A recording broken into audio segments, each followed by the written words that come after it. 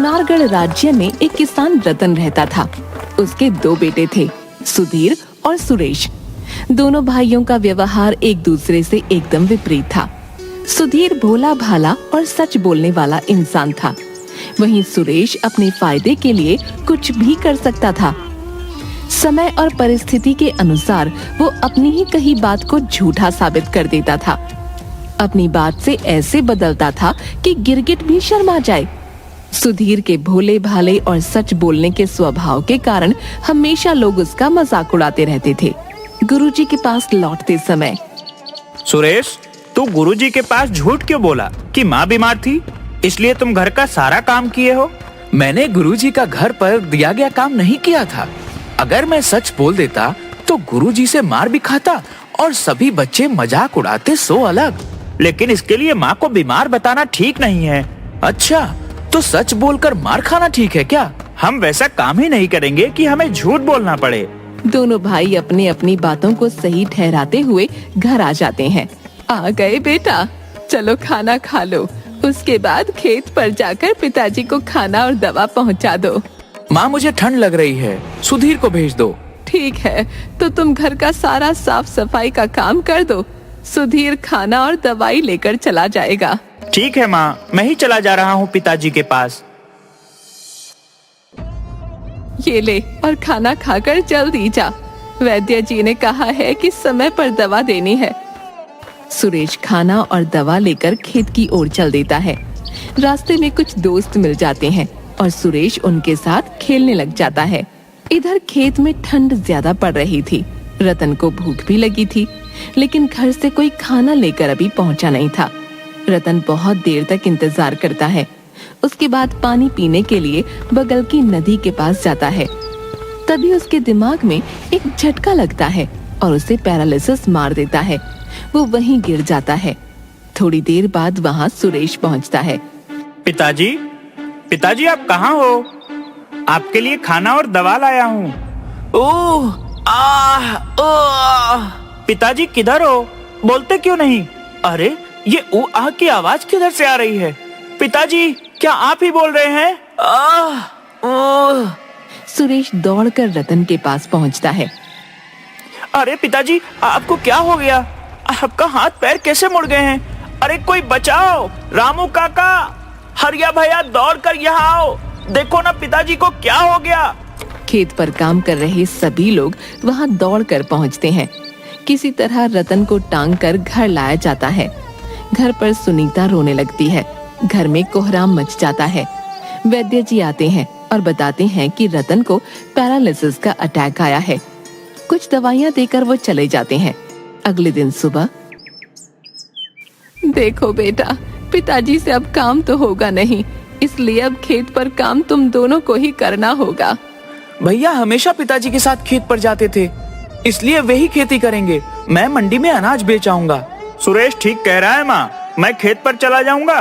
पिताजी के दवा के लिए पैसे चाहिए। सुरेश, कोठरी में जा, अनाज पड़े हैं और उन्हें मंडी में बेचा। ठीक है भैया, मैं उसको 4 गुना कीमत पर बेच आऊंगा। झूठ और बेईमानी मत करना। दूसरे दिन सुबह सुरेश मंडी में जाकर लालची सेठ करोड़ी मल से कहता है, सेठ जी, आपके लिए ऐसा माल लाया हूँ कि आप दंग रह जाओगे। ऐसा क्या लाए हो कि इतना गुप्त से बता रहे हो? मेरे पास 3 क्विंटल ऐसे मकई हैं जिसे खाकर आदमी अमर हो जाएगा। वह जिस उम्र का है उसी उम्र में रह जाएगा। अच्छा, पर मैं विश्वास कैसे कर लूं कि तुम्हारी मकई खाकर अमर हो जाऊंगा? अच्छा, विश्वास नहीं हो रहा हो तो ठीक है, मैं दूसरे सेठ से इसे बेच देता हूँ। वैसे भी उस सेठ को ज्यादा जरूरत है, वो कई दिनों से बीमार भी है। उसके रिश्तेदार तो चाहते हैं कि जल्दी मरे ताकि उसकी जीवन भर की संपत्ति को हड़प सके। अरे अरे, तुम तो नाराज हो गए। आजकल के नौजवानों में यही एक समस्या है, बहुत जल्दी उत्तेजित हो जाते हो। तोल मोल तो मेरा पेशा है। कितने में दोगे ये जादुई मकई? 7,000 मोहरे प्रति क्विंटल के हिसाब से पूरे 21,000 मोहरे लगेंगी। क्या 30,000 मोहरे प्रति क्विंटल मकई की कीमत 7,000 मोहर? धीरे बोलो सेठ, कोई सुन लेगा तो पीछे पड़ जाएगा। ठीक है सेठ, मैं चलता हूँ। आपकी जान की कीमत 30 मोहरे लायक ही है। दूसरे सेठ 30,000 मोहरे आराम से दे देंगे इसके। अब बेटा तुम उत्तेजित बहुत जल्द हो जाते हो। अब मैंने कहा थोड़ा बहुत कम कर दो। अरे सेठ चलो 20,000 मोहरे लगेंगी। अगर हाँ हो तो बोलो, नहीं तो मैं अपनी बैलगाड़ी आगे बढ़ाऊंगा। एक पल रुको भाई, मैं अपने साला से पूछ लेता हूँ। अच्छा सेठ जी, एक बात बताइए कि आपका बेटा आपका व्यापार आपके बाद संभाल लेगा? अरे वही ठीक होता तो साला को बुलाता कारोबार संभालने के लिए। यानी आपके बाद आपके साला आपके जीवन भर की पूंजी का मालिक होगा। अच्छा, आपका साला मूर्ख है क्या? क्या बकते हो? वह व्यापार को दिन दुनी और रात चौगुनी बढ़ा सकता है। उसे हर नाफा नुकसान का ज्ञान है। तो वह चाहेगा कि आप अमर हो जाएं और वह जीवन भर आपके यहाँ नौकरी करे? नहीं नहीं, कभी नहीं चाहेगा। वो तो चाहता है कि कब मैं आंख बंद करूं और वह मेरे बेटे को बेदखल कर राज करे। ऐसा करो, तुम 20,000 मोहरे लो, मैं अपने आदमी से बोरिया उतरवा लेता हूँ। तुमने बहुत ज्ञान की बात बताई है। अब एक और ज्ञान की बात सुन लो सेठ जी, ये मकई जादुई है। ये किसी को पता नहीं चलनी चाहिए, नहीं तो कोई भी इसे चुरा लेगा और इसके जगह पर साधारण मकई रख देगा। और हाँ, एक एक दाना रोज इसमें से खाना है। सेठ करोड़ी मल से 210 मोहरों की मकई के बदले 20,000 मोहरें ठग कर सुरेश वापस अपने गांव चल देता है। इधर सुधीर अपने खेत पर हल चला रहा होता है। तभी उधर से जग्गी किसान आता है। अरे बेटा सुधीर, मैं जरा अपने बेटे को नानी के घर पहुंचाने जा रहा हूँ, तुम मेरा खेत जोत दो।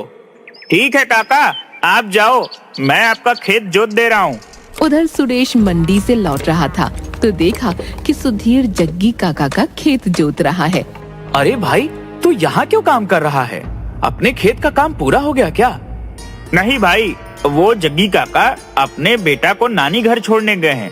उन्होंने कहा है कि पहले मेरा खेत जोत देना।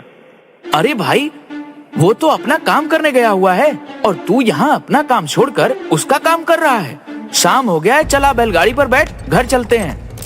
दोनों बैलगाड़ी पर बैठकर घर चल देते हैं। अरे ये बैलगाड़ी पर मिठाइयाँ और जलेबियाँ किसकी हैं? इतने सारे नए कपड़े कहाँ से आए? अरे इसमें मेरे, तुम्हारे, माँ और पिताजी के लिए कपड़े हैं। उस पतीले में मिठाइयाँ हैं। तुमने अनाज बेचकर शौक के सामान खरीद लिए। इन चीजों की कोई जरूरत नहीं थी। अभी हमारे लिए सबसे जरूरी पिताजी की दवाइयाँ और पौष्टिक खाने हैं। अरे भैया, मैं दवा भी लाया हूँ। वैद्य जी के घर होते हुए आया हूँ। पूरे महीने का दवा लेकर आ रहा हूँ। 120 मोहरे वैद्य जी को देकर आ रहा हूँ। दोनों बातें करते हुए घर पहुंच जाते हैं। माँ सुनीता बाहर ही खड़ी दोनों का इंतजार कर रही थी। अरे सुरेश, तुम तो मंडी गए थे ना, फिर ये सुधीर कहाँ मिल गया तुम्हें? माँ, मैं मंडी से लौट रहा था तो देखा कि भैया अपना खेत छोड़कर जग्गी काका के खेत जोत रहा था। फिर मैं इसे गाड़ी पर बिठा कर ले आया। क्यों सुधीर, अपना काम छोड़ दूसरे का काम क्यों कर रहा था? वो माँ, जग्गी काका अपने बेटे को उसके नानी घर छोड़ने गए हैं। उन्होंने कहा कि थोड़ा मेरा खेत जोत दो। अच्छा, तो मना कर देते, बोल देते कि मुझे अपना काम है, मैं नहीं कर सकता आपका काम। ऐसे कैसे बोल देता? वह हमसे बड़े हैं, उन्हें हम इस तरह नहीं बोल सकते। माँ देखो, सुरेश अनाज बेचकर सारे पैसे का मिठाइयाँ और दवाई ले आया है। एक भी पैसा घर खर्च के लिए बचा कर नहीं लाया। ये पूरा सामान तो लगभग 500 मोहरों का लग रहा है। सुरेश सच सच बता, तूने ये पैसे कहाँ से लिए?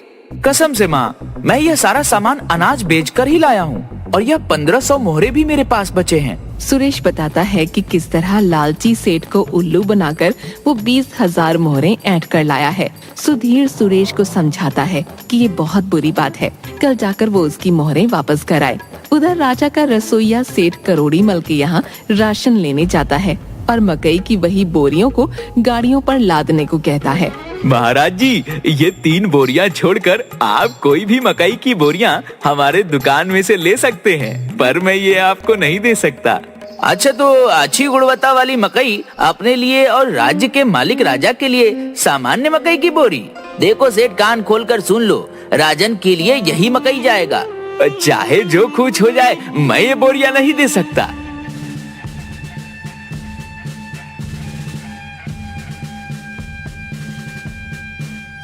क्या बात है मंत्री जी, ये शाही रसोइया को क्यों यहाँ लाए हैं? महाराज, शाही रसोइया और सेठ करोड़ीमल दोनों बाजार में झगड़ रहे थे। महाराज, ये सेठ करोड़ीमल अच्छे मकई को अपने खाने के लिए रखता है और खराब मकई को शाही भंडार में भेजता है। महाराज की जय हो। महाराज, मुझे न्याय चाहिए। मकई की यह 3 बोरियों के अलावा दुकान में जितनी भी मकई की बोरियां हैं उनमें से कोई भी आप इस्तेमाल कर सकते हैं, लेकिन मैं इन 3 बोरियों को नहीं दे सकता। अच्छा, ऐसी क्या खास बात है इन 3 बोरी मकई में जो तुम हमें ये नहीं दे सकते? महाराज, ये जादुई मकई की बोरियां हैं। इसको सेवन करने से आदमी अमर हो जाता है।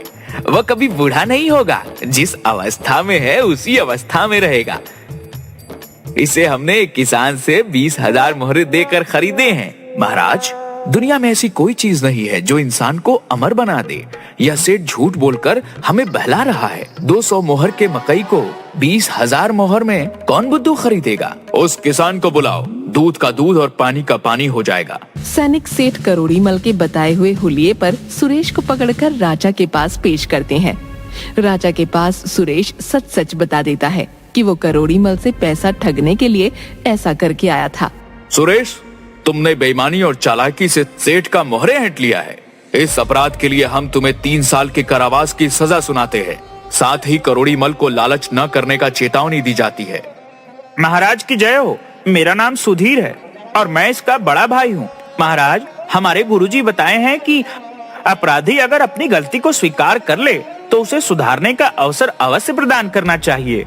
बातें तो बहुत अच्छी और समझदारी वाली करते हो बालक, लेकिन अपराध की सजा तो मिलनी ही चाहिए। क्या कहते हैं मंत्री जी? जी महाराज, आप सही बोल रहे हैं। ठीक है, कल सुबह जो भी पहला 3 लोग मदद के लिए आएंगे उनकी मदद तुम्हें करनी होगी।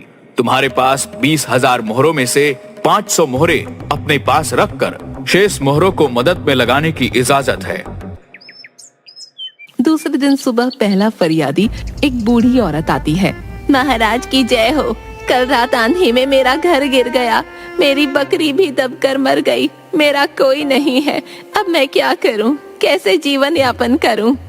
बताओ, इनकी मदद कैसे करनी चाहिए? महाराज, इसे 5,000 मोहरे दे देते हैं। सुधीर, तुम क्या कहना चाहते हो? महाराज, मुझे लगता है कि 2 और फरियादी को पहले सुन लेते हैं। हो सकता है कि उन्हें इनसे ज्यादा की जरूरत हो। बहुत अच्छे, और फरियादी बुलाए जाएं। महाराज की जय हो। मैं एक राजमिस्त्री हूँ। मुझे काम 10 दिन बाद मिला है। 3 दिन से बैठा हूँ। 10 दिनों के घर खर्च के लिए कुछ मदद मिल जाती तो बहुत कृपा होती। ठीक है, अभी बाहर प्रतीक्षा करो। तीसरा फरियादी को बुलाया जाए। महाराज की जय हो। मैं एक पुजारी हूँ। मेरे मंदिर की कुटिया में अनाथ बच्चे रहते हैं, लेकिन जंगली जानवरों के आतंक से परेशान हूँ। आप कार्य तो बहुत ही अच्छा कर रहे हैं पुजारी जी। बताइए, हम कैसे सहायता करें आपकी? कृपया मेरे मंदिर के प्रांगण को पक्की 4 दीवारी घिरवाने की व्यवस्था की जाए और बच्चों की देखभाल करने के लिए एक आदमी की व्यवस्था की जाए। अब बताओ, इनकी मदद कैसे किया जाए? महाराज, इन सभी को बचे हुए 19,500 मोहरों में से मोहरे बांट कर दे देते हैं। सभी की जरूरत पूरी हो जाएगी। सुधीर, तुम्हारा क्या विचार है? महाराज, पुजारी जी को बच्चों को देखभाल और खाना पकाने के लिए एक आड़ की जरूरत है, राजमिस्त्री को काम की जरूरत है और बूढ़ी माँ को एक सहारे की जरूरत है। हाँ, ये तो तीनों फरियादी ने बताया अभी। अब क्या करना है ये बताओ। हमें लगता है कि पुजारी जी के अनाथ बच्चों के खाने और देखभाल के लिए बूढ़ी माँ उपयुक्त हैं। इनका कोई भी नहीं है तो एक दूसरे को सहारा हो जाएगा। बहुत अच्छे बालक, लेकिन राजमिस्त्री के लिए क्या किया जाए? महाराज, पुजारी के मंदिर के प्रांगण के चारों ओर 4 दीवारी बहुत जरूरी है ताकि बच्चे जानवरों से सुरक्षित रहें। राजमिस्त्री को उसी काम में लगा दिया जाए। बहुत अच्छा। सेठ करोड़ीमल के बचे हुए मोहरों को मंदिर में दान कर दिया जाए ताकि उससे बच्चों का भला हो सके और 4 दीवारी के लिए काम आए।